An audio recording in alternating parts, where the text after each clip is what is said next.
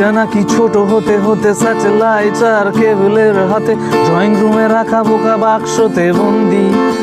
আহা হা হা আহা আহা হা হা।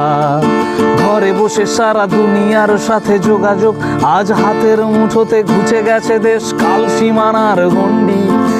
আহা হা হা আহা আহা হা হা। ভেবে দেখেছো কি তারারাও যত আলোক বর্ষ দূরে, তারও দূরে তুমি আর আমি যাই ক্রমে সরে সরে।